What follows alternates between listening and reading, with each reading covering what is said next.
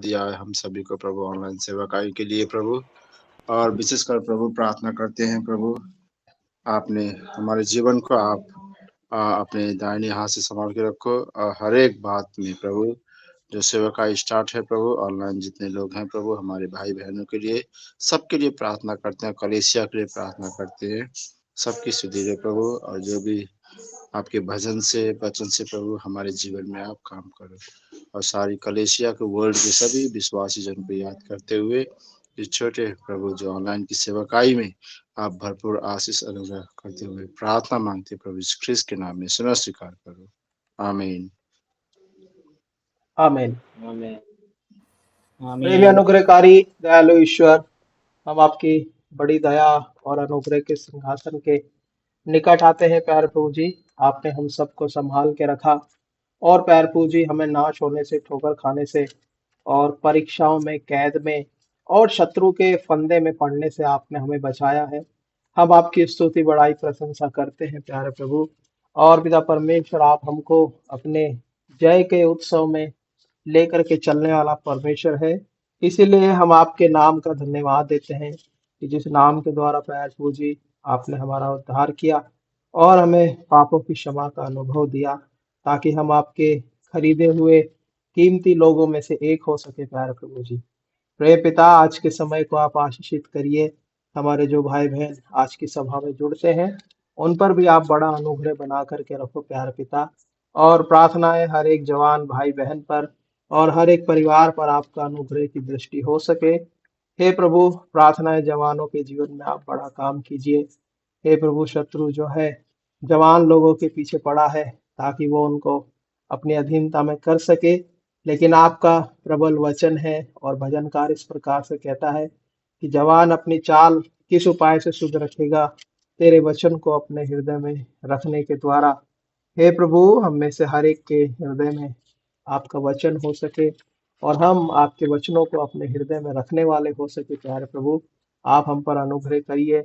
और पिता परमेश्वर, आज की संगति में आप बड़ी आशीष दे और बड़ी बुद्धिमानी के साथ और बड़े डर और भय के साथ हम आपके समीप में, आपके चरणों में बैठ सके, ताकि हम आपकी मीठी, धीमी और मधुर वाणी को हम सुन सके। प्यारे प्रभु जी, आज के विषय को भी आपके चरणों में रखते हैं और प्यारे प्रभु जी हर एक प्रकार के डिस्टर्बेंस को आप दूर कीजिए प्यारे पिता। और विशेष करके प्रार्थना करते हैं प्यारे प्रभु जी, शत्रु को हमारे बीच में काम ना करने दे। हमारे हृदय, हमारे मन और हमारी बातों को भी आपकी अधीनता में लाते हैं प्यारे प्रभु। और हम सब अपने जीवनों को आपके चरणों में रखते हैं। आप हमें बनाइए प्यारे प्रभु जी, अपने हाथ के द्वारा आप हम पर अपने काम को प्रकट करें, ताकि हम आपके उपयोगी पात्र बन सके। हम में से हर एक जन आपकी महिमा के लिए काम आ सके प्यारे प्रभु जी, उसी रीति से आप हम सबको तैयार करना। प्यारे पिता, जो भाई बहन जुड़े हैं उनके लिए हम धन्यवाद देते हैं, और जो जुड़ना चाहते हैं और जिनके हृदयों में इच्छा है जुड़ने के लिए, आज की संगति में आपके साथ संगति करने के लिए आप बड़ी सहायता कीजिए। मैं भी अपने आप को आपके चरणों में लाता हूँ प्यारे प्रभु जी। मुझे आयु पर भी आपका अनुग्रह हो सके, ताकि आपके वचन को बोलने के लिए आप मुझे अपने अधिकार में से अधिकार दे, ताकि मैं आपके वचन को बता सकूं। हे प्रभु, मेरी बुद्धि की बातें और मेरी समझदारी नहीं, परंतु आपका अनुग्रह मेरे जीवन में काम आए, ताकि हम सब आपके स्वरूप को देख सके प्यारे प्रभु जी। मैं भी निर्बल हाथों को आपकी ओर उठाते हुए और अपने घुटनों को आपके समीप रखते हुए इस प्रार्थना को हमारे उद्धारकर्ता मसीह यीशु के नाम से मांगते हैं। आमीन। आमीन। आमीन। प्रभु का धन्यवाद कि परमेश्वर ने हम सबको एक और दिन दिया है कि हम उसके नाम को महिमा दे, और हम गीतों को गा करके उसके नाम को महिमा देंगे। और जो भी भाई बहन गीत गाना चाहते हैं वो गा सकते हैं, उनको मौका है। जो गीत गाना चाहते हैं वो गा सकते हैं। सियोन के गीत की किताब से जो नया गीत किताब है उसमें 15 नंबर और पुराने पे आप लोग देख सकते हैं। यहोवा अनुग्रह में सर्वशक्तिमान प्रभु। यहोवा अनुग्रहमय सर्वशक्तिमान प्रभु, आए हैं हम समीप तेरे, धन्यवादी हृदय चढ़ाने आए हैं हम, धन्यवादी हृदय चढ़ाने आए हैं हम।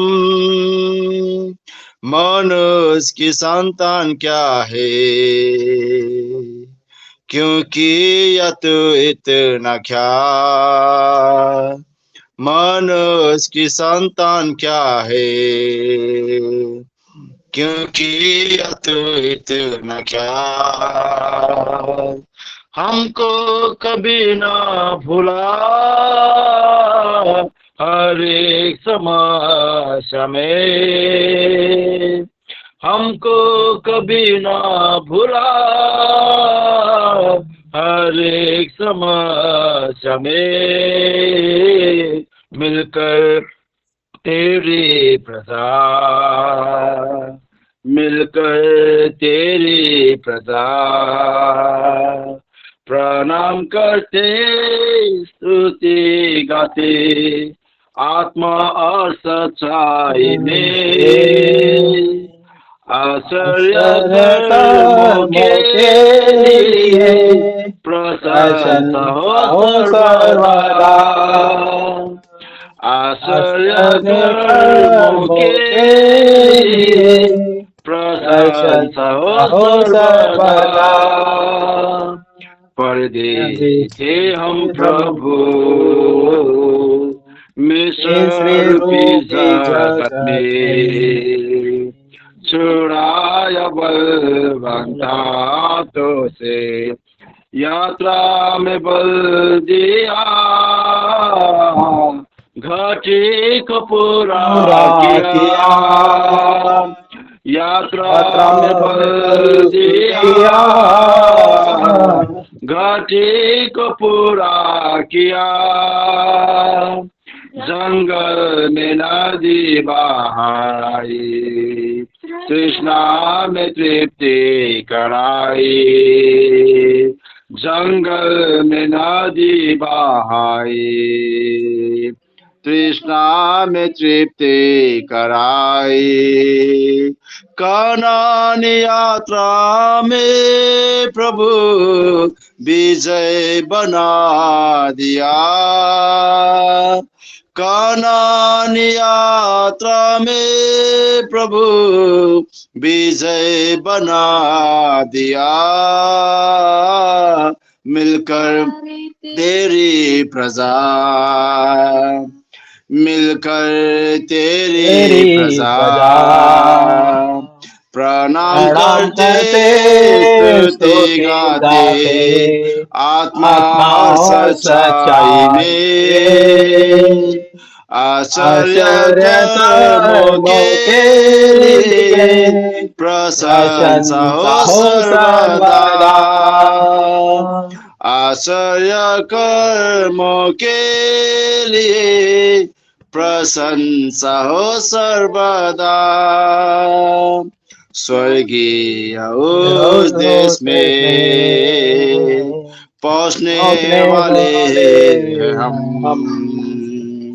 हमारी शेष यात्रा को सफल बनाना है, साथ दे प्रभु तू हमें, सफल बनाना है, साथ दे प्रभु तू हमें, उस देश में पहुंचने पर हम सदा स्तुति करेंगे,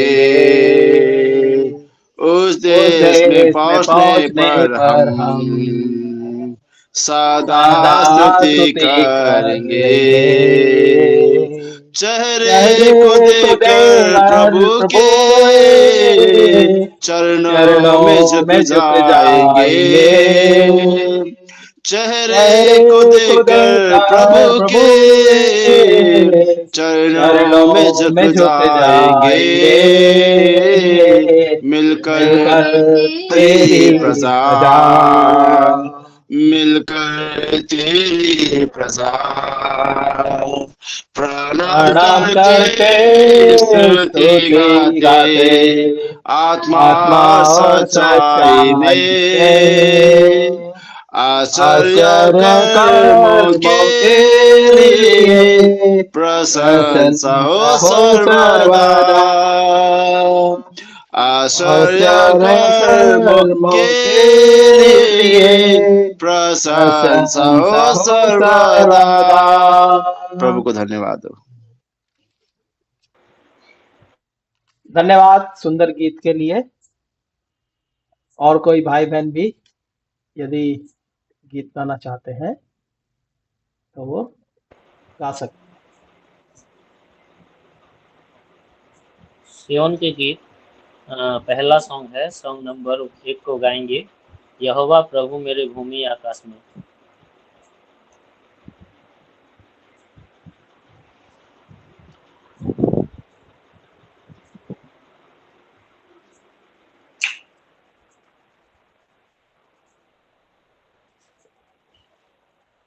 यहोवा प्रभु मेरे भूमि आकाश में, यहोवा प्रभु मेरे भूमि आकाश में, महिमामय नाम तेरा महान है, महिमामय नाम तेरा महान है, महिमामय नाम तेरा महान है, महिमामय नाम तेरा महान है।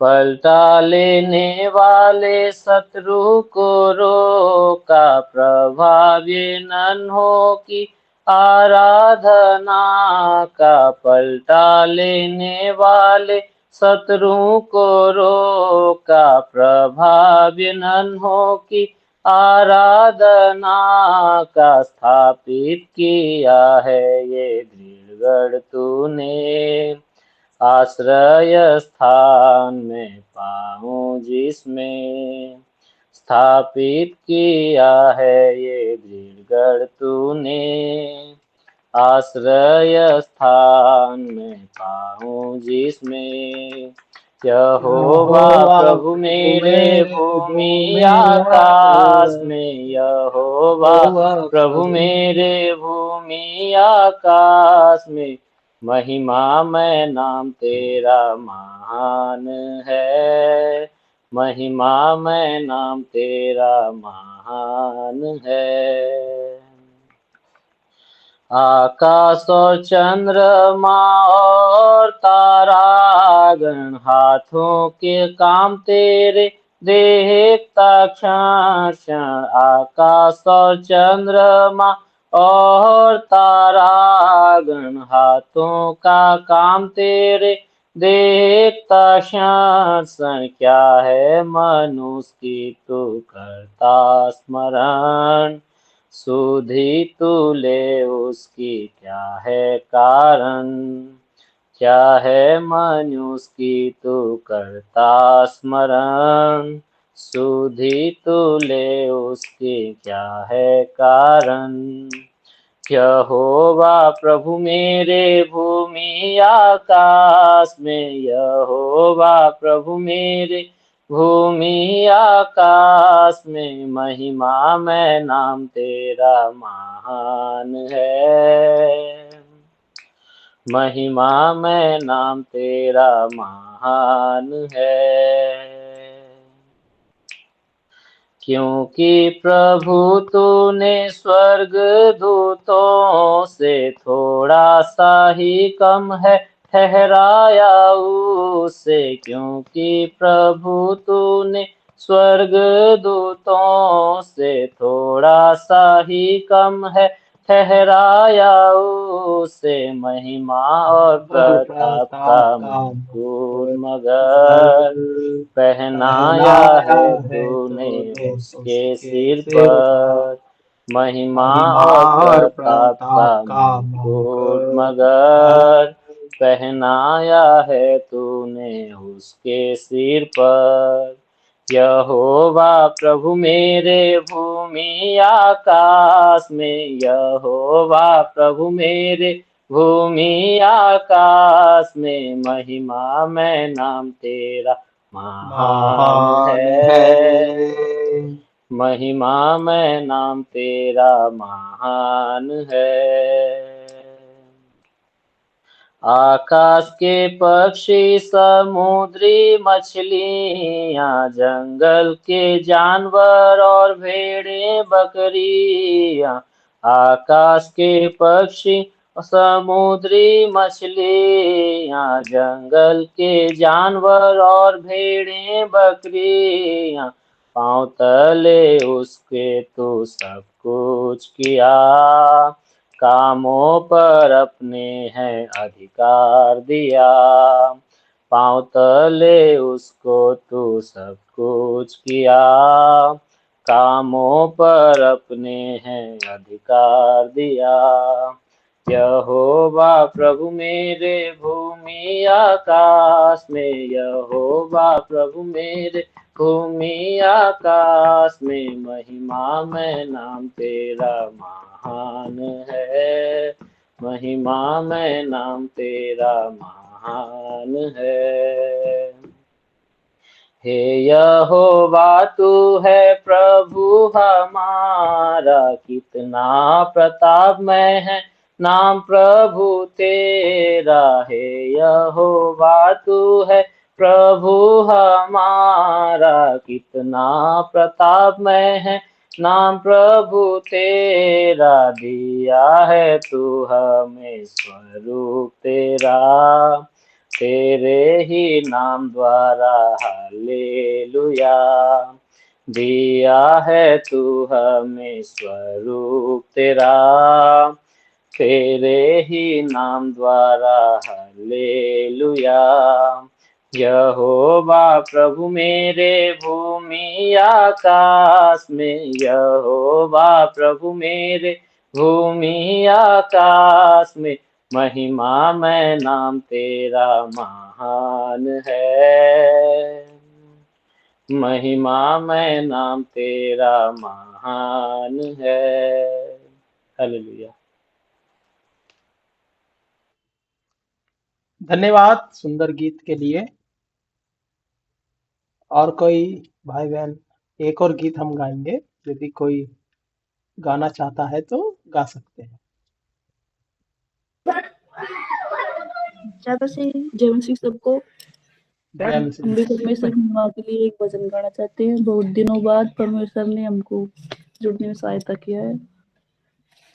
मेरा एक मित्र यीशु, वो मेरा सब कुछ है, लाखों में वो मेरा एक ही प्रिय है। मेरा एक मित्र यीशु, वो मेरा सब कुछ है, लाखों में वो मेरा एक ही प्रिय है। वो शलोन का गुलाब है और भोर का तारा है, लाखों में वो मेरा एक ही प्रिय है। उसके दर से मुझको शांति और आनंद मिलता है, उसका क्रूस मुझको चंगा करता है। उसके दुख से मुझको शांति और आनंद मिलता है, उसका क्रूस मुझको चंगा करता है। वो शारोन का गुलाब है और भोर का तारा है, लाखों में वो मेरा एक ही प्रिय है, लाखों में वो मेरा एक ही प्रिय है। मेरा एक ही मित्र यीशु, वो मेरा सब कुछ है, लाखों में वो मेरा एक ही प्रिय है। मेरा सारा बोझ उठाया, मुझे चंगा कर दिया, पापों को मेरे सिर किया है। मेरा सारा बोझ उठाया, मुझे चंगा कर दिया, पापों को मेरे सिर किया है।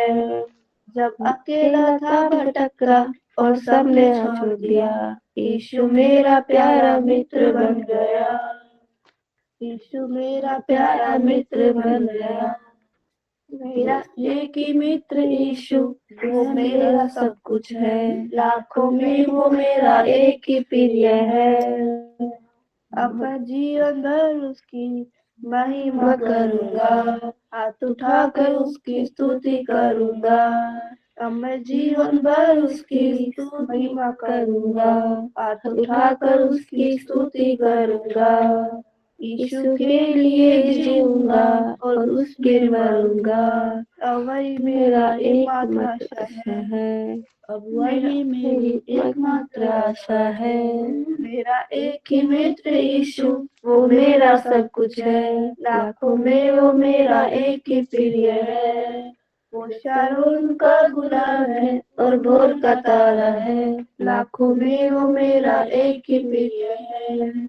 लाखों में वो मेरा एक ही प्रिय है।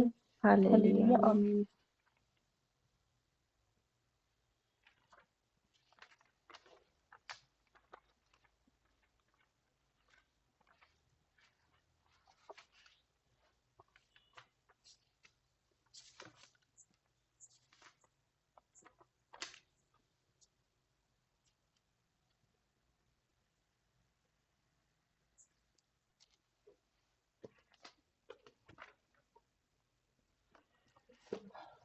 सबको जय मसीह की। मेरी आवाज सबको आ रही है? हाँ ब्रदर, ठीक है। यस आ रही है। धन्यवाद परमेश्वर का कि परमेश्वर ने हमें एक और दिन दिया ताकि हम उसके नाम से इकट्ठा हो। और मैं परमेश्वर का धन्यवाद देना चाहता हूँ कि हम पिछले दिनों से लगातार इस बाइबल अध्ययन में शामिल हो रहे हैं। और परमेश्वर की भी यही इच्छा है कि हम लोग जब जब इकट्ठा होते हैं तो उसके विषय में बातें करना। हम किसके लिए इकट्ठा हो रहे हैं और किस लिए इकट्ठा हो रहे हैं और क्यों इकट्ठा हो रहे हैं, वो परमेश्वर का वचन आपको और मुझको सिखाता है कि हम क्यों इकट्ठा होना या फिर क्यों हम प्रार्थना करना, क्यों हम परमेश्वर की महिमा करना। क्योंकि हम पिछले दिनों से जो अध्ययन करते आए हैं कि किस प्रकार से परमेश्वर अपने अनुभवों में हमको लेकर के चल रहा है, और हमने बहुत सारे अनुभवों को हमने सीखा है और जाना है कि कैसे परमेश्वर अलग अलग अनुभवों में हमें लेकर के चलता है। और हमने पिछले सप्ताह में एक अनुभव को देखा था, यशायाह 33 अध्याय के 17 वचन के अनुसार कि परमेश्वर को उसकी महिमा में देखना। इस विषय पर हमने चर्चा करी थी और इस विषय को हमने देखा था। और उससे पहले भी हमने बहुत सारे कुछ विषयों को हम देख चुके हैं। और आज हम एक विषय और देख रहे हैं कि परमेश्वर हमको कौन से अनुभव में हमें लाना चाहता है, कौन सी आत्मिक ऊंचाई पर वो हमको रखना चाहता है। आज के अध्ययन में हम इस बात को देखेंगे और हम उसके लिए पढ़ेंगे यशायाह की किताब, उसका 34 अध्याय और पहले वचन से लेके 17 वचन तक। ये इसमें सबसे कम वचन खंड है, तो हम उनको पढ़ेंगे। यशायाह 34 अध्याय और उसके पहले वचन से लेके 17 वचन। कोई भी जन एक हे जाति जाति के लोगों, हे जाति जाति के लोगों, सुनने के लिए निकट आओ। और हे राज्य राज्य के लोगों, ध्यान से सुनो। पृथ्वी भी और जो कुछ उसमें है, जगत और जो कुछ उसमें उत्पन्न होता है, सब सुनो। यहोवा सब जातियों पर क्रोध कर रहा है और उनकी सारी सेना पर उसकी जलजलाहट भड़की हुई है। उसने उनको सत्यानाश होने और संहार होने को छोड़ दिया है। उनके मारे हुए फेंक दिए जाएंगे और उनके सबों की दुर्गंध उठेगी। उनके लहू से पहाड़ गल जाएंगे। आकाश के सारे गण जाते रहेंगे और आकाश कागज के समान लपेटा जाएगा और जैसे दाखलता या अंजीर के वृक्ष के पत्ते मुरझा कर गिर जाते हैं, वैसे ही उसके सारे गण धुंधले होकर जाते रहेंगे। क्योंकि मेरी तलवार आकाश में पीकर तृप्त हुई है, देखो वह न्याय करने को एदोम पर और जिन पर मेरा श्राप है उन पर पड़ेगी। यहोवा की तलवार लहू से भर गई है, वह चर्बी से और भेड़ों को, बच्चों और बकरों को लहू से और मेंढों को गुर्दों की चर्बी से तृप्त हुई है। क्योंकि बोस्रा नगर में यहोवा का एक यज्ञ और एदोम देश में बड़ा संहार हुआ है। उनके संग जंगली सांड और बछड़े और बैल वध होंगे और उनकी भूमि लहू से भीग जाएगी और वहां की मिट्टी चर्बी से अधा जाएगी। क्योंकि बदला लेने को यहोवा का एक दिन और सिय्योन का मुकद्दमा चुकाने का एक वर्ष नियुक्त है, और एदोम की नदियां राल से और उसकी मिट्टी गंधक से बदल जाएगी। उसकी भूमि जलती हुई राल बन जाएगी, वह रात दिन ना बुझेगी, उसका धुआं सदैव उठता रहेगा। युग युग वह उजाड़ पड़ा रहेगा, कोई उसमें से होकर कभी ना चलेगा। उसमें धनेश पक्षी और शाही पाए जाएंगे, और वह उल्लू और कौवे और बसेरा होगा। वह उस पर गड़बड़ की डोरी और सुनसानी का साहुल तानेगा। वहां ना तो रईस होंगे और ना ऐसा कोई होगा जो राज्य करने को ठहराया जाए। उसके सब हाकिमों का अंत होगा। उसके महलों में कटीले पड़े गढ़ों में बिच्छू, पौधे और झाड़ उगेंगे। वह गिद्धों का वासस्थान और शुतुरमुर्गों का आंगन हो जाएगा। वहां निर्जल देश के जंतु सियारों के संग मिलकर वसेंगे, और सयार और रोआर और जंतु एक दूसरे को बुलाएंगे। वहां लिल्लित नामक जंतु वासस्थान पाकर चैन से रहेगा। वहां मादा उल्लू घोंसला बनाएगी, वह अंडे देकर उन्हें सएगी और अपनी छाया में बटोर लेगी। वहां गिद्ध अपनी साथिन के साथ इकट्ठे रहेंगे। यहोवा की पुस्तक से ढूंढ कर पढ़ो, इनमें से एक भी बात बिना पूरा हुए ना रहेगी, कोई बिना जोड़ा ना रहेगा। क्योंकि मैंने अपने मुंह से यह आज्ञा दी है, और उसी की आत्मा ने उन्हें इकट्ठा किया है। उसी ने उनके लिए चिट्ठी डाली, उसी ने अपने हाथों से डोरी डालकर उस देश को उनके लिए बांट दिया है। वह सर्वदा उनका ही बना रहेगा, और वे पीढ़ी से पीढ़ी तक उसमें बसे रहेंगे। परमेश्वर इस पढ़े गए वचन पर आशीष दे। आइए हम प्रभु से सहायता मांगेंगे और छोटी प्रार्थना करेंगे। प्रेमी अनुग्रहकारी ईश्वर, हम धन्यवाद देते हैं इस समय में जो आपने हमारे लिए दिया, और यशायाह का 34 अध्याय 1 से 17 वचन आपने हमारे लिए दिया। इसको समझने में आप हमारे हृदय को खोलिए। हे प्रभु जी, हमारे कानों को खोलिए, और प्यार प्रभु जी, हम आपके असली स्वरूप को जो हमें देखना चाहिए और जो हमें समझना चाहिए, उसे समझने में हमें सहायता करिए। हे प्रभु, आपका अनुग्रह हम सब पर हो सके। मुझ आयक पर भी आपकी बड़ी दया हो। बोलने वाला मैं नहीं, लेकिन आपका पवित्र आत्मा होकर के बोले। प्यार प्रभु जी, मेरे शब्द नहीं परंतु आपके शब्दों को हम सुनना चाहते हैं, क्योंकि आपका वचन दो धारी तलवार है, और वो गांठ गांठ और गूदे गूदे को छेदता है और आर पार जाता है। इसलिए प्रार्थना है हमारे हृदयों में आपका वचन बहुत आयत से बोया जा सके प्यार प्रभु, ताकि हम आपके नाम को महिमा देने वाले हो सके। धन्यवाद देते हैं प्यार प्रभु जी। मैं भी अपने आप को आपके चरणों में रखते हुए ये प्रार्थना हमारे उद्धारकर्ता मसीह यीशु के नाम से मांगते हैं, आमीन। आमीन। हम पिछले दिनों में अलग अलग विषयों को देखे हैं, और यहाँ इस यशायाह की किताब 34 अध्याय के पहले वचन से 17 वचन तक हमने इसको पढ़ा। और जो हमने पढ़ा मैं नहीं जानता कि आपको इसमें क्या समझ में आया, लेकिन जब मैं आज दिन में इस किताब को पढ़ रहा था, इस अध्याय को पढ़ रहा था, तब मुझे एक बड़ी अच्छी बात परमेश्वर ने मुझे दिखाई कि यहाँ पर परमेश्वर हर मिगदोन का न्याय करने के लिए बात कर रहा है। अभी न्याय हुआ नहीं है। और जब इस यशायाह की किताब का जब अध्ययन किया गया तो इसमें पता चला कि ये लोग अभी बंधुआई में भी नहीं है। बंधुआई से पहले परमेश्वर इनको आगाह करा रहा है कि ऐसा होने वाला है और तुम अपने आप को सही कर लो। क्योंकि यहाँ पर साहुल की बात की गई है, डोरी की बात की गई है। 11 वचन को जब आप पढ़ोगे तो यहाँ पर साहुल और डोरी की बात की गई है। साहुल तानेगा ऐसा करके लिखा है।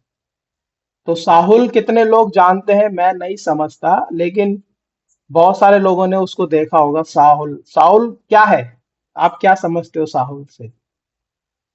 कोई बता सकता है? साउल साहुल तो एक वो जो मिस्त्री लोग काम नहीं करते हैं। हाँ, हाँ। वही है। सही बोला भाई ने। एक हम्म। ऐसा यंत्र जिससे हम ये नाप सकते हैं कि ये दीवार सीधी है या टेढ़ी है, और वो लट्टू के जैसा दिखाई देता है। जैसा बच्चे लकड़ी का वो गोल वाला घुमा के चलाते हैं, उसको लट्टू बोलते हैं। वैसा वो दिखाई देता है, लेकिन डोरी उसके ऊपर बंधी होती है और उसको ऐसा मिस्त्री लोग लटका के चेक करते हैं दीवार को कि क्या ये सही है या दीवार टेढ़ी तो नहीं है, क्या ये बराबर में तो है, क्या ऐसा करके कहीं इस दीवार में गड़बड़ी तो नहीं है, ऐसा वो नापते हैं। क्योंकि यही बात सपन्या नबी की किताब उसके सपन्या नबी, सॉरी माफ कीजिए, क्या नाम है, दूसरा दूसरा राजा 21 का 13 वचन में भी वहां पर ऐसी ही बात को लेकर के प्रभु बात करता है। दूसरा राजा 21 अध्याय है और उसका दूसरा राजा 21 अध्याय और उसका और 13 वचन। जो मापने की डोरी मैंने समरिया पर डाली है, और जो साहुल मैंने आहाब के घराने पर लटकाया है, वही यरूशलेम पर डालूंगा।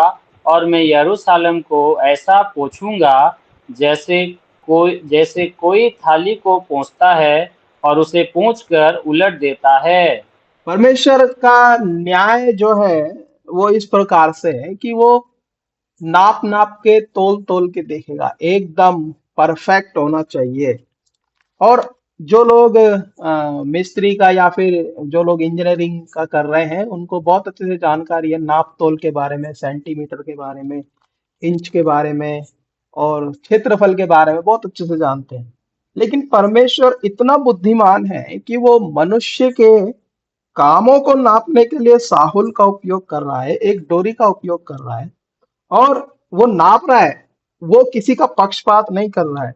उसके सामने सब बराबर है, एक जैसी सबकी हालत है, सब एक जैसे है उसके सामने। और परमेश्वर यहाँ पर जाति जाति के लोगों के लिए न्याय करने के लिए तैयार खड़ा है। और तो और जाति जाति के लोगों का ही न्याय नहीं कर रहा है, लेकिन जो सृष्टि की रचना जब परमेश्वर ने की, उस सृष्टि का भी वो सब कुछ उसको खत्म कर रहा है। और यहाँ पर 4 वचन को जब आप पढ़ोगे तो यहाँ एक बात है, पढ़ो 34 अध्याय या यशायाह 34 अध्याय का 4 वचन।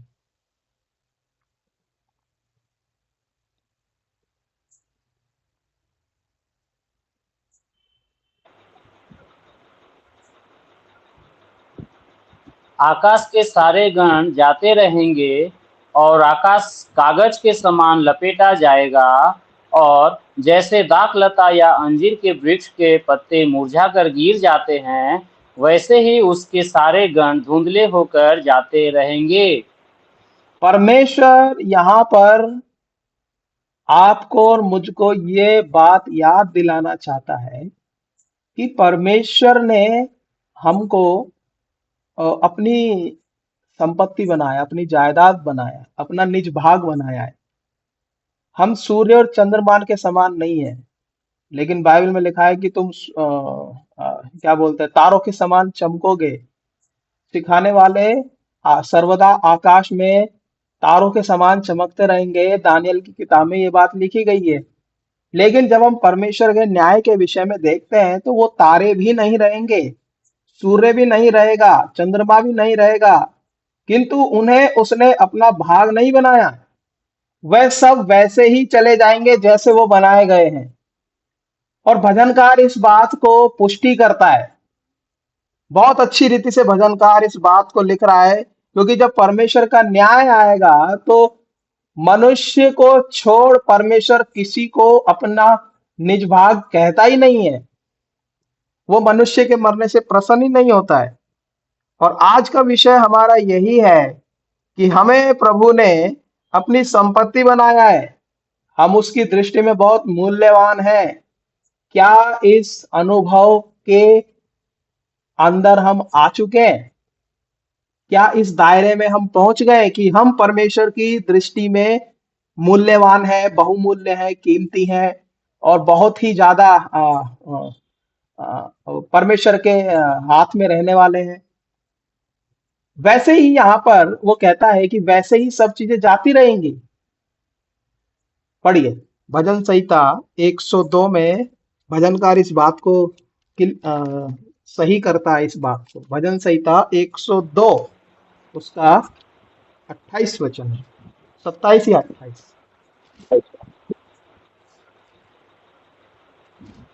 परंतु तू वही है और तेरे वर्षों का अंत ना होगा। 28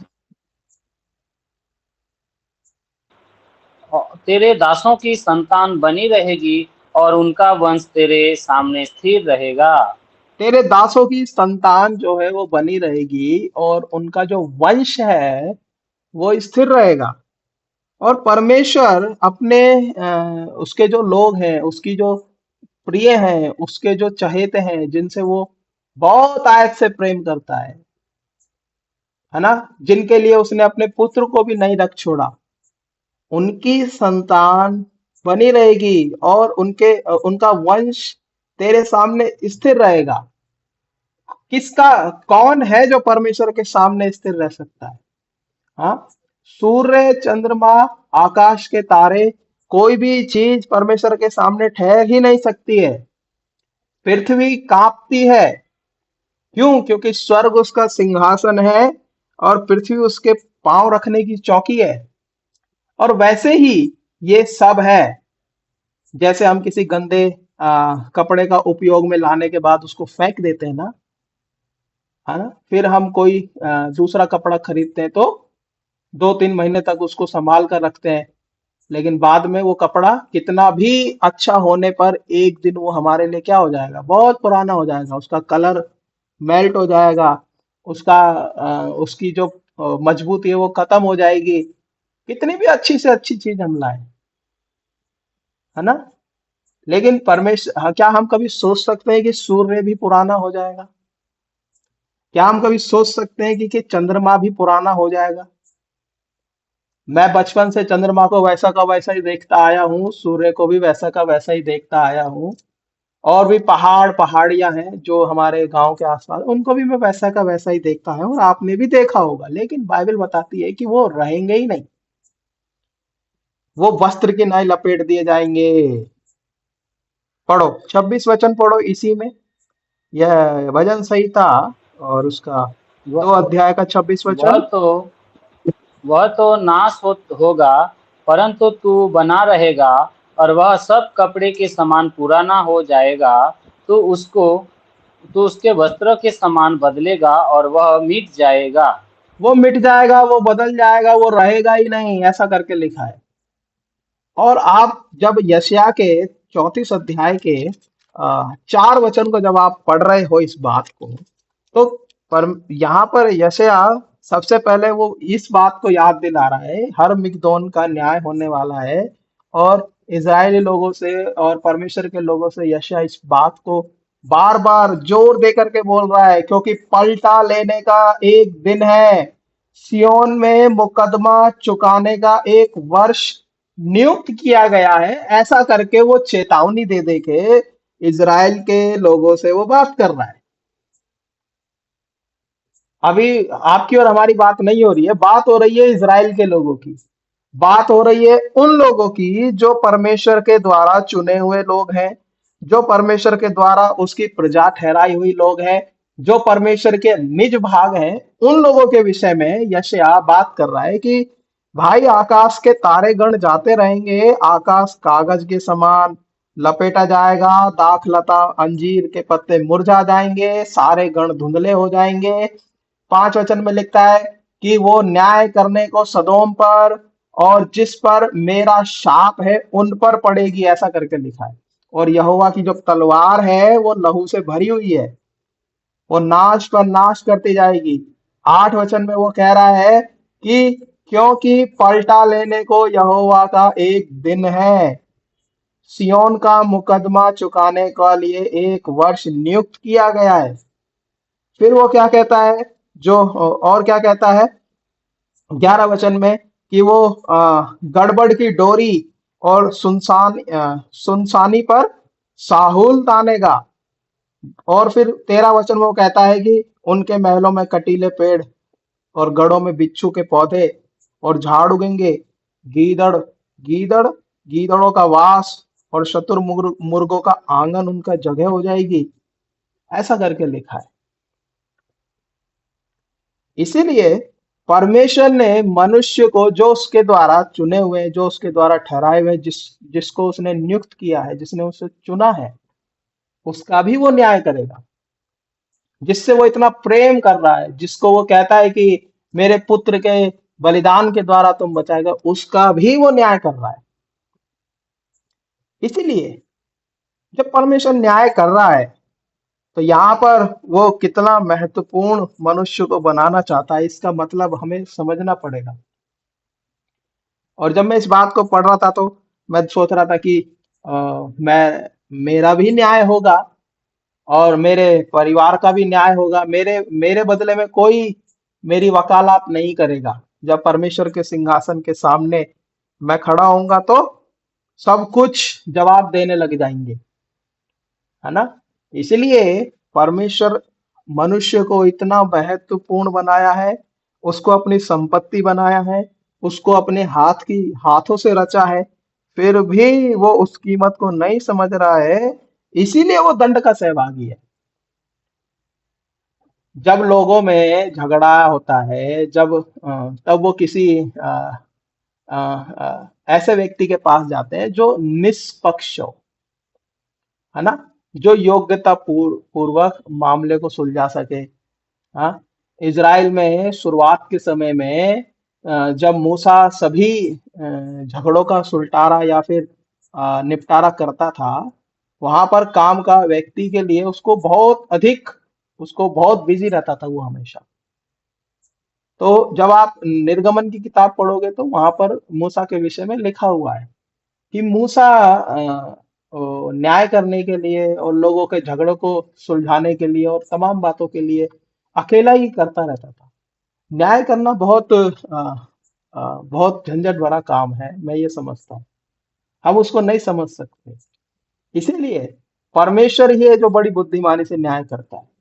हाँ, कई बार न्याय करने के लिए न्याय करने वाला जब न्याय करता है तो वो ये नहीं देखता कि ये निर्धन है, वो ये नहीं देखता कि वो धनी है, वो किसी का पक्ष नहीं करता, वो ना अन्याय करता है, परंतु वो क्या करता है, निष्पक्ष न्याय करता है, निष्पक्ष, है ना।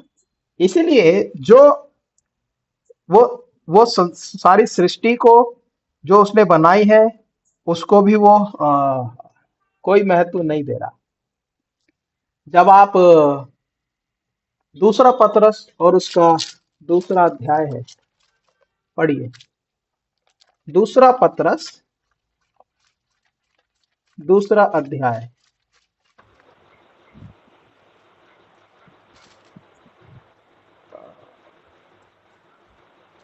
दूसरा पतरस दूसरा अध्याय 4 वचन। और 5 वचन से लेके 9 वचन, 5, 4 और 5 पढ़ो। क्योंकि जब परमेश्वर ने उन दूतों को जिन्होंने पाप किया नहीं छोड़ा, पर नरक में भेजकर अंधेरे कुंडों में डाल दिया, ताकि न्याय के दिन तक बंदी रहें, और प्राचीन युग के संसार को भी ना छोड़ा, वरन भक्तिहीन संसार पर महाजल प्रलय भेजकर धार्मिकता के प्रचारक नूह समेत 8 व्यक्तियों को बचा लिया। और उसके बाद 6 वचन और 7 वचन भी पढ़ो। और सदोम और गमोरा के नगरों को विनाश का ऐसा दंड दिया कि उन्हें भस्म करके राख में मिला दिया, ताकि वह आने वाले भक्तिहीन लोगों की शिक्षा के लिए एक दृष्टांत बने, और धर्मी लूत को, जो अधर्मियों के अशुद्ध चाल चलन से बहुत दुखी था, छुटकारा दिया। यहाँ पर परमेश्वर किसी को नहीं छोड़ रहा है, और वो न्याय करने के लिए न्याय के दिन तक रखना भी वो जानता है कि किसका कब कैसे और क्यों न्याय करना है। और परमेश्वर ने मनुष्य को इतना प्रेम किया, इतना बहुमूल्य बनाया। और बाइबल में जब हम पढ़ते हैं तो मनुष्य को सबसे अच्छी चीज और सबसे सुंदर चीज जो परमेश्वर ने दी है, सबसे महत्वपूर्ण जो परमेश्वर ने उसको दिया है मनुष्य जाति को, वो ये है उसकी खुद की स्वतंत्रता। खुद की स्वतंत्रता, उसकी खुद की स्वतंत्रता है कि वो अपने जीवन को कैसे जिए। या तो वो परमेश्वर के लिए अपने जीवन को जी सकता है, या फिर नाश होने के लिए भी अपने जीवन को क्या कर सकता है, जी सकता है। यीशु मसीह ने कहा, यदि कोई मेरे पास आता है तो मैं उसे नहीं निकालता। इसीलिए उसने मनुष्य जाति को खुद की स्वतंत्रता दी है। इसलिए पिछले अध्ययनों में हमने ये देखा था कि परमेश्वर हमारा सबसे अच्छा और ऐसा सलाहकार है जो हमको बांधे नहीं करता है, हमको बांधता नहीं है, परंतु वो हमें हमारी स्वतंत्रता की इच्छा पर छोड़ देता है। हम क्या निर्णय लेते हैं, हमारा क्या निर्णय होता है उस विषय में। इसीलिए परमेश्वर ने मनुष्य को बहुत ही महत्वपूर्ण बनाया है। उसने ऐसे नहीं बनाया बोल करके कि उत्पत्ति में हम पढ़ते हैं ना, परमेश्वर ने कहा कि उजाला हो तो उजाला हो गया। परमेश्वर ने कहा कि भूमि पर पेड़ उग जाए तो पेड़ उग गए। ऐसा नहीं बनाया। परमेश्वर ने भूमि की मिट्टी को लेकर के रचा है, और उसने हमें रचा है इसीलिए वो हमसे प्रेम करता है, इसीलिए वो हमको बार बार बचाता है, इसीलिए वो हमारे लिए दृष्टांत और शिक्षाएं रखता है वो अपने वचन में, कि इनको सीख करके हम आगे को हमें कैसे जीवन व्यतीत करना है, इस बात को हम निर्णय कर सके। इसीलिए उसने यशायाह के 34 अध्याय के 16 वचन की पहली लाइन में लिखा है, यहोवा की पुस्तक में ढूंढ करके पढ़ो। पढ़ो इस वचन को, क्या कहता है। यशायाह 34 अध्याय का 16 वचन। यहोवा की पुस्तक से ढूंढ कर पढ़ो, हम्म इनमें से एक भी बात बिना पूरा हुए ना रहेगी, कोई बिना जोड़ा ना रहेगा, क्योंकि मैंने अपने मुंह से ये आज्ञा दी है और उसी की आत्मा ने उन्हें इकट्ठा किया है। हाँ, परमेश्वर की आत्मा से और उसके आत्मा की अगुवाई से हम इकट्ठा होते हैं। हम किसी को जबरदस्ती पकड़ करके ये नहीं कह सकते कि नहीं जी तुम ये काम करो। प्रभु यीशु मसीह ने भी जबरदस्ती नहीं की थी। उन्होंने सिर्फ एक ही बात बोली, जो कोई मेरे पास आना चाहता है वो आ सकता है, मैं उसे कभी नहीं निकालूंगा। जो मुझसे प्रेम करता है मेरा पिता उससे प्रेम करता है, ऐसा करके उन्होंने बोला। और सबसे अच्छा और सबसे महत्वपूर्ण जो परमेश्वर ने हमको जो अधिकार दिया, जो चीज परमेश्वर ने हमें सौंपी है, वो ये है कि स्वतंत्रता, स्वयं की इच्छा कि हम क्या करते हैं। पढ़ो कैसे परमेश्वर ने हमें स्वयं की इच्छा पर हमको सौंपा है ये चीजें। सबो उपदेशक सुलेमान बड़ा अच्छा लिखता है। सबो उपदेशक का 11वां अध्याय है और उसका लास्ट वचन है। अपने मन से खेद और अपनी देह से दुख दूर कर, क्योंकि लड़कपन और जवानी दोनों व्यर्थ है। सर यही वचन ब्रदर। 9 वचन पढ़िए ब्रदर। हे जवान, अपनी जवानी में आनंद कर और अपनी जवानी के दिनों में मगन रह। अपनी मनमानी कर और अपनी आंखों की दृष्टि के अनुसार चल, परंतु यह जान रख कि इन सब बातों के विषय में परमेश्वर तेरा न्याय करेगा।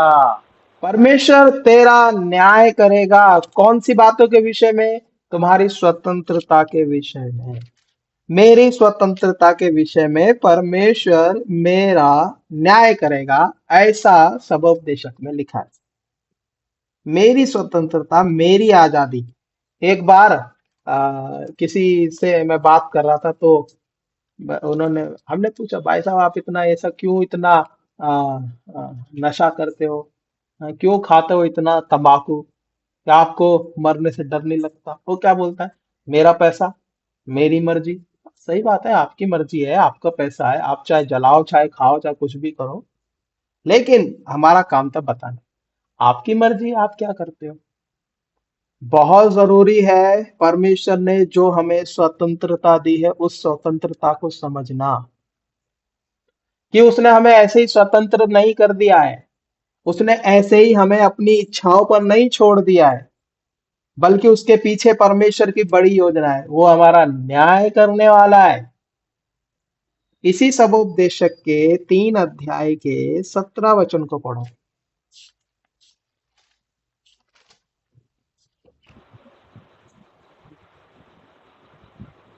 मैंने मन में कहा, परमेश्वर धर्मी और दुष्ट दोनों का न्याय करेगा, हाँ क्योंकि उसके यहाँ एक एक पढ़िए।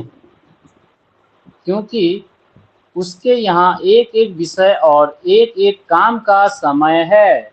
एक एक विषय और एक एक काम का परमेश्वर समय रखता है। आज का समय है कि हम उसके वचन को सुन रहे हैं। एक समय ऐसा था जिस दिन हम परमेश्वर के वचन को नहीं सुनते थे। एक समय ऐसा भी था कि हम परमेश्वर को जानते भी नहीं थे।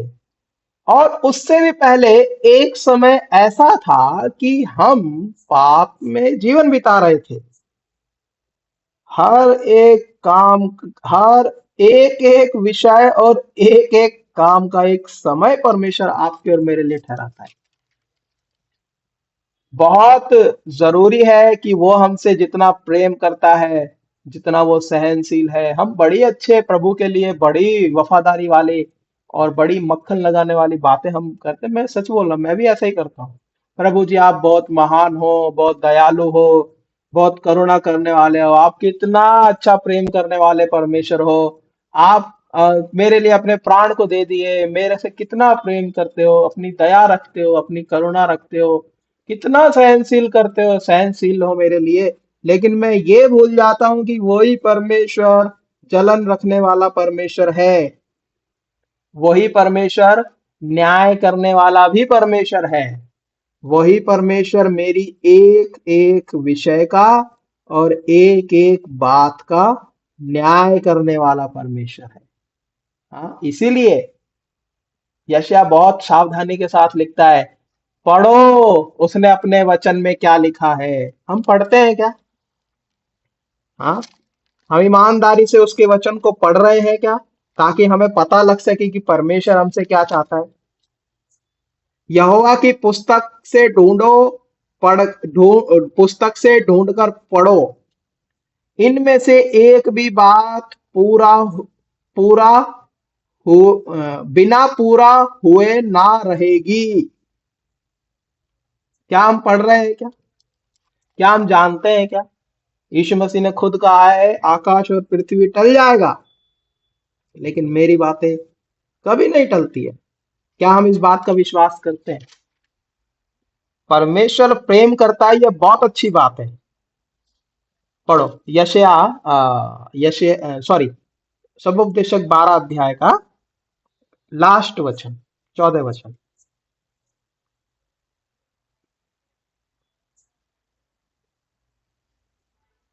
क्योंकि परमेश्वर सब कामों और सब गुप्त बातों का, चाहे वह भली हो या बुरी, न्याय करेगा। परमेश्वर सारी बातों का न्याय करेगा, ऐसा करके लिखा है।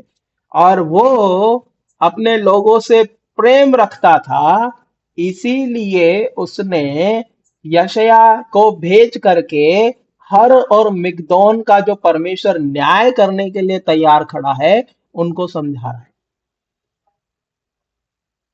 हर मिगदोन का न्याय करने के लिए, हर मिगदोन और उसका न्याय होगा, ऐसा करके वो बता रहा है।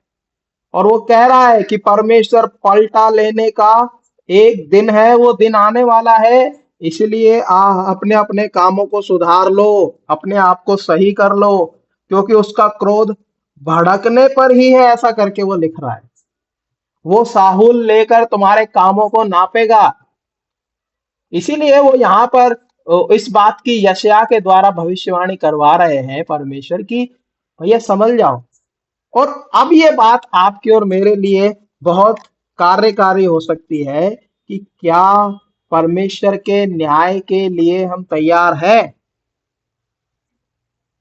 और वो कह रहा है, परमेश्वर ने मनुष्य को यह नहीं बताया कि जीवन को कैसे हमें क्या करना है, परंतु उसने मनुष्य को यह निर्देश दिया कि वो जीवन को कैसे परमेश्वर का दान समझ करके जी सकता है। ये पहली चीज है। दूसरी चीज, परमेश्वर का भय मानने वाला जीवन व्यतीत करने के लिए ही उसने हमें स्वतंत्रता दी है। तीसरी चीज, भविष्य में होने वाले न्याय के लिए वो आपको और मुझको सचेत करता है। वो आपकी और मेरी चिंता करता है ना। कई बार अभी अगर हम कहीं किसी बात में फंस जाते हैं, परीक्षा में पड़ जाते हैं, तो कोई हमारी जो चिंता करने वाला व्यक्ति है, वो हमको पहले से आके बोलेगा, नहीं भाई, वो ऐसे ऐसे है, आप ऐसे ऐसे नहीं करना। एक बार क्या हुआ, एक जगह हम संगति के लिए जा रहे थे, तो जिसके घर हम जा रहे थे, तो उसके घर कुछ बात हो गई। तो हम घर से निकलने से पहले उसने हमको फोन करके बोला, भाई नहीं आज नहीं आना प्रार्थना के लिए। तो क्या हो गया? भाई आज मेरा भाई बड़ा गुस्से में है, अगर आप आए तो आपकी गाड़ी भी जला देगा और सब कुछ खत्म कर देगा, आप आना ही मत। तो उस भाई को चिंता थी कि कहीं नुकसान ना हो, कहीं कोई दुर्घटना ना घट जाए, क्योंकि परमेश्वर न्यायी परमेश्वर है। ठीक वैसे ही परमेश्वर आपकी और मेरी चिंता करता है। आपके और मेरे विषय में वो बोल रहा है कि तुम परमेश्वर ने जो तुम्हें जीवन दिया है, उसको पूरी भरपूरी के साथ और पूरे आनंद के साथ जीना है। सबोपदेशक में गलत नहीं लिखा है, हे जवान अपनी जवानी में आनंद कर, अपनी मनमानी कर और अपनी आंखों की दृष्टि के अनुसार चल। क्या कोई चीज हमें पसंद आई, खाने की चीज पसंद आई, तो क्या हम खाएंगे नहीं क्या? क्या कोई कपड़ा हमें पसंद आएगा तो क्या हम खरीदेंगे नहीं क्या? क्या कोई लड़की हमें पसंद आएगी तो हम शादी नहीं करेंगे क्या? करेंगे। लेकिन परमेश्वर बोला, इन सब बातों के विषय में परमेश्वर हमारा न्याय करेगा। क्या हमने ये सही किया है या गलत किया है? देखना गलत नहीं है, लेकिन हम किस इच्छा से उस चीज को देख रहे हैं, वो गलत है। उस बात का वो न्याय करेगा। इसलिए वो हमको पहले से ही सावधान करता है। क्यों? क्योंकि वो हमसे बहुत प्रेम करता है। वो इतना प्रेम करता है कि वो आपको और मेरे को सलाह दे रहा है। एक अच्छा सलाहकार हम ढूंढते हैं ना। जब कलीसिया के आने वाले हस्बैंड वाइफ के जीवन में कुछ गड़बड़ हो जाती है, तो वो क्या करते हैं? अच्छा सलाहकार ढूंढते हैं। कोई कोई हमारे परिवार को बचा ले, ऐसी सलाह देने वाला व्यक्ति ढूंढ के लाओ भाई। तो कलीसिया के लोग क्या करते हैं? वो जाते हैं, एक अच्छा वकील सलाहकार ढूंढेंगे। वो क्या करेगा? इधर से भी पैसे लेता है, उधर से भी पैसे लेता है। तो दोनों तरफ से जब पैसे खत्म हो जाते हैं, तो बोल देता है, ठीक है तलाक ले लो। लेकिन परमेश्वर ऐसा सलाहकार नहीं है। इसलिए जिस किसी का भी मुकदमा है, तो परमेश्वर के पास आने की जरूरत है, क्योंकि वही सब बातों का न्याय करने वाला है। वही सब बातों को सही करने वाला परमेश्वर है, वही सब बातों को सुनने वाला परमेश्वर है। क्या हम उसके पास आए हैं? हम कभी उसके पास नहीं आते। हम ऐसे व्यक्ति को ढूंढते हैं जो हमें अच्छी सलाह दे सकता है, बहुत अच्छी सलाह दे सकता है। सलाह देने वाले बहुत सारे लोग मिलेंगे, लेकिन सलाह के साथ साथ आपको लेकर के चलने वाले लोग नहीं मिलेंगे। आपको एक ही है जो आपको अच्छी सलाह भी देगा और आपको साथ में लेकर के भी चलेगा, वो है परमेश्वर का वचन। उसी की सलाह सबसे बेस्ट है। और एक अध्ययन में हमने पिछले दिनों में इस बात को सीखा था कि परमेश्वर हमारा सलाहकार है क्योंकि वो महाबुद्धिमान है। उसमें बुद्धि की घटी नहीं है, उसे पता है। पढ़िए, इस वचन को पढ़िए, फिर हम अंत करेंगे। मेरे पास 1 मिनट लास्ट बचा है।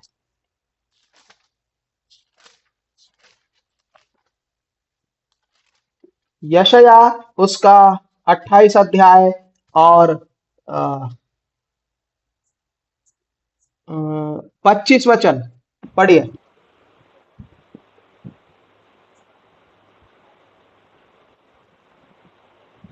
क्या वह उसको चौरस करके सौंफ को नहीं छितराता,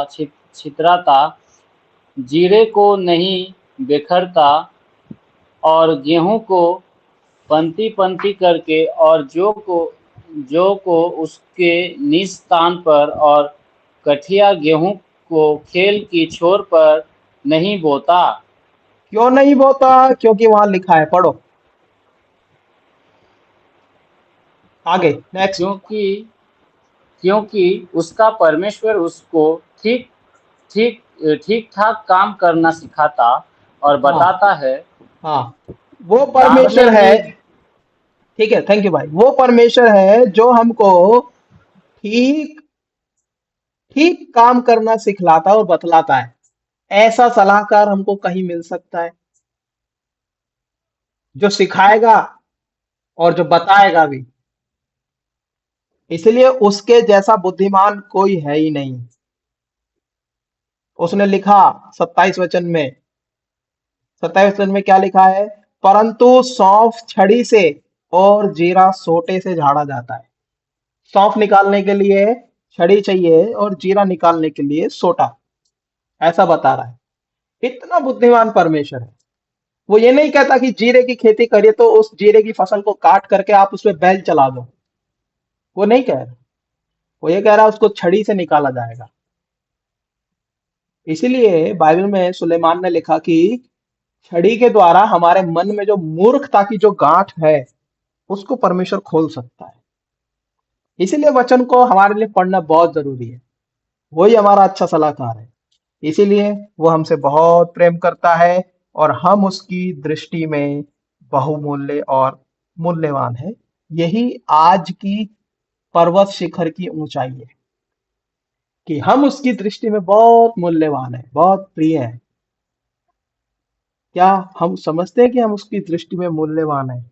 वो तो हमें समझता है, इसीलिए वो हमको हमारी चिंता करता है और हमें आने वाले प्रकोप और न्याय के बारे में वो बता रहा है कि भैया अपने आप को क्या कर दो, सही करना है। तो प्रभु हमारी सहायता करे, क्योंकि उसका पलटा लेने का दिन आने वाला है। इसलिए हम उसकी दृष्टि में मूल्यवान है। ये अनुभव आपका और मेरा होना चाहिए। इसी अनुभव में परमेश्वर आपको और मुझको लाना चाहता है, और यही 11वां पर्वत की ऊंचाई है। और इस ऊंचाई में हमें आना है कि परमेश्वर ने हमें बनाया है और हम उसकी दृष्टि में मूल्यवान है। वो हमारी चिंता करता है कि कहीं हम बेगारी में ना चले जाए। तो प्रभु इस वचन पर आशीष दे। आइए हम प्रार्थना करेंगे। सबको जय मसीह।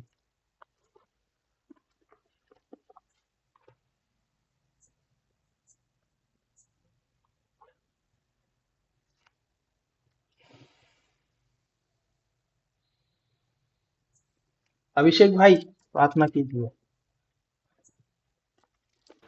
हाँ brother। प्रेमी अनुग्रहकारी स्वर्गीय जीवित पिता परमेश्वर प्रभु जी, राजाओं के राजा, प्रभुओं के प्रभु, महान पवित्र परमेश्वर प्रभु, कभी ना बदलने वाला सच्चा और जिंदा खुदा परमेश्वर पिता प्रभु जी, मैं आपको हृदय से कोटि कोटि धन्यवाद देता हूँ आज के पवित्र दिन के लिए प्रभु। और प्रभु इस जो प्रभु वर्ष का प्रभु